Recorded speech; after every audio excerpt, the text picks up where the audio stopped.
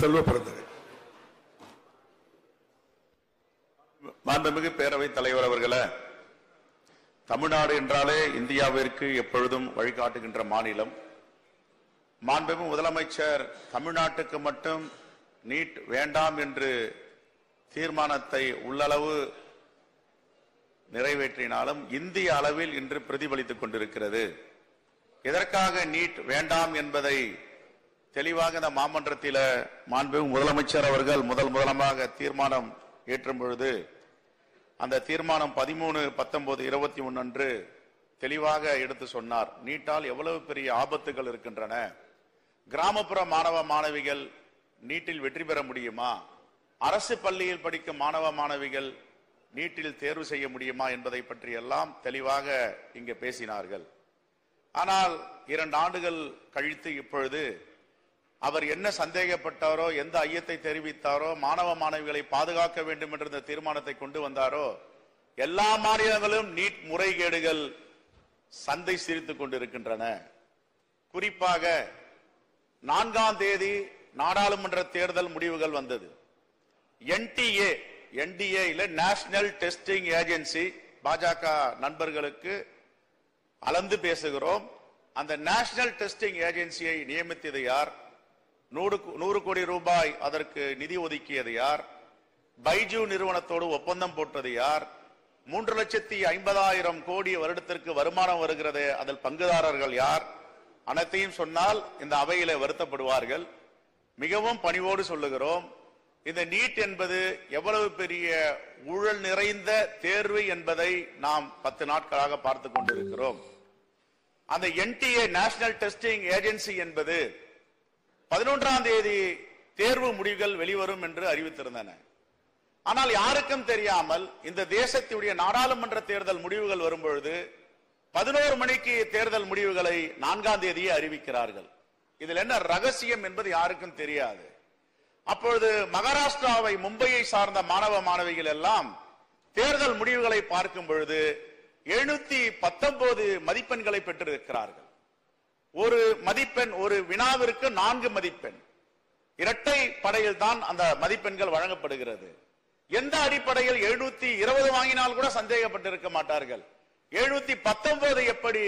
குறிப்பாக குஜராத் மாநிலத்தில் கோத்ரா மாவட்டத்தில் 60 பேர் இந்த மதிப்பெண்ணை பெற்றிருக்கிறார்கள். அந்த ஐயம் வந்த பிறகுதான் மாணவர் புரட்சி அங்கே வெடிக்கிறது. ஆயிரக்கணக்கான மாணவர்கள் அங்கே போராட்டத்தில் குதிக்கிறார்கள். மும்பையில அவர்கள் கேட்கிறார்கள், ஒரு கேள்வி தாளிற்கு விடைக்கு 4 மதிப்பெண் என்றால் 720 சரி, 716 சரி, ஆனால் எப்படி இது 719 வந்தது என்று கேட்கும் பொழுதுதான் ஆங்கில பத்திரிகைகள் எல்லாம் விமர்சனம் செய்தது NTA நேஷனல் டெஸ்டிங் ஏஜென்சியை.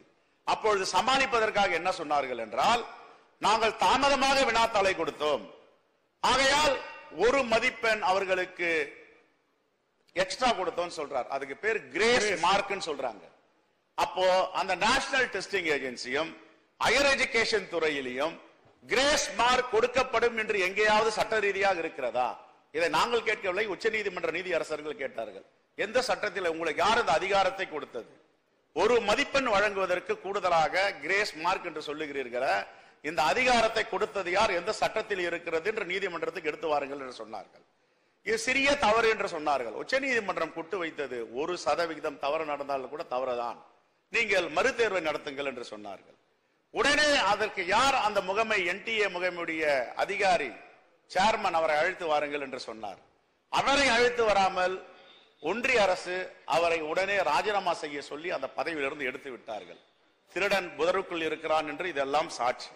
இதை அறிந்துதான் எங்களுடைய மாண்புமிகு முதலமைச்சர் அவர்கள் தமிழ்நாட்டு மாணவ மாணவிகள் மட்டும் இதில் பாதிக்காது, இந்த தேசத்தில் உள்ள மாணவ மாணவிகள் எல்லாம் பாதிப்புக்குள்ள போறார் என்ற தீர்க்க தரிசியாக இந்த தீர்மானத்தை கொண்டு வந்தார்.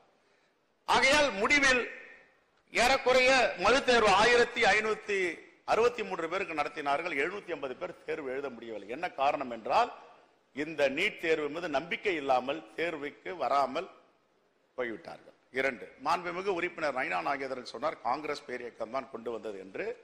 அதை அவை குறிப்பிலிருந்து எடுக்க வேண்டும். நான் ஆதாரத்தோடு சொல்லுகிறேன். Medical Council of India Modern Dental College வழக்கில் ஒரு மாநிலங்களவையில் ஒரு குழு அமைத்தது. அந்த குழுவின் பரிந்துரையின் பேரில் எலிஜிபிலிட்டி டெஸ்ட், நாட் நீட், இதை கொண்டு வரலாம் என்று பரிந்துரை செய்தார்கள். அப்பொழுது உச்சநீதிமன்றத்தில் சமூக ஆர்வலர்கள் தடையாணை வழங்கினார்கள். இது காங்கிரஸ் பேரியக்கம், திராவிட முன்னேற்ற கழகம் கூட்டணியா இருந்த நேரத்தில் 2014ஆம் ஆண்டு ஆட்சி பொறுப்பிலிருந்து நாங்கள் இறங்கி ஆட்சியை கொடுத்தோம். 2014ஆம் ஆண்டு ஜூன் மாதத்தில் சங்கல்ப் என்ற இயக்கம், குஜராத்தை சார்ந்த சங்கல்ப் இயக்கம், RSS பின்னணியில் உள்ள சங்கல்ப் இயக்கம் மனுதாரராக உச்சநீதிமன்றத்தை நாடியது. அப்பொழுது ஒன்றிய அரசின் அமைச்சராக இருந்த அப்பொழுது நட்டா அவர்கள் ஒரு வாதி சங்கல்ப் இயக்கம் RSS, பிரதிவாதி ஒன்றிய அரசு, இரண்டு பேரும் சேர்ந்து இதை நடத்த வேண்டும் என்று சொன்னவுடன் நாங்கள் நடத்துகிறோம் என்று சொன்னார்கள். கொண்டு வந்தவர்கள் பாஜக ஆட்சி, பாரத பிரதமர் மோடி ஆட்சியில தான் இந்த நீட் என்பது வந்தது. காங்கிரஸ் பேரியக்கத்தில் இல்லை. அதை தயவு செய்து எடுங்கள், நான் ஆதாரத்தோடு சொல்லுகிறேன். ஏற்கனவே ஆர்டிகல் 200 ஆளுநருடைய உரிமை குறிப்பிட்ட பதில் இருக்கிறதுக்கும் சரியா இருக்கும். ரெண்டு இருக்கட்டும், நீங்க முடிங்க. சரி, ஆர்டிகல் 200 ஆளுநருடைய வரம் என்ன? ஆர்டிகல் 201 குடியரசுத் தலைவருக்கு என்ன பணிகள்? இதை பாபா சாஹிப் அம்பேத்கர் அரசியலமைப்பு சட்டம் தெளிவுபடுத்தியிருக்கிறார். மாநில உரிமையை பற்றியும் தெளிவாக சொல்லியிருக்கிறார். ஒன்றே ஒன்று நான் சொல்லி முடிக்கிறேன். Dental college, dental modern college versus union government of India தீர்ப்பில் 5 நீதி அரசர்கள், குறிப்பாக தமிழ்நாட்டை சார்ந்த நீதி அரசர் பானுமதி சொல்லியிருக்கிறார், மாநிலங்களுடைய உரிமையை எந்த காலத்திலும் நீர்த்து போகவில்லை. ஆங்கிலத்தில் சொல்லுகிறார், the states rights is not denuded. ஏனென்றால் பல்கலைக்கழகத்தை உருவாக்குவது மாநில அரசு, பல்கலைக்கழகத்தை கொண்டு வருவது மாநில அரசு. அந்த பல்கலைக்கழகங்களில் மருத்துவ மாணவர்களை சேர்க்கும் உரிமை மாநில அரசுக்கு இருக்கிறது என்பதை உச்சநீதிமன்ற 5 நீதி அரசர்கள் சொல்லியிருக்கிறார்கள். ஆகவே மாண்புமிகு முதலமைச்சர் வரலாற்று சிறப்புமிக்க இந்த தீர்மானத்தை முன்மொழிந்ததை காங்கிரஸ் பேரியக்கம் வழிமொழிகிறது. நன்றி, வணக்கம்.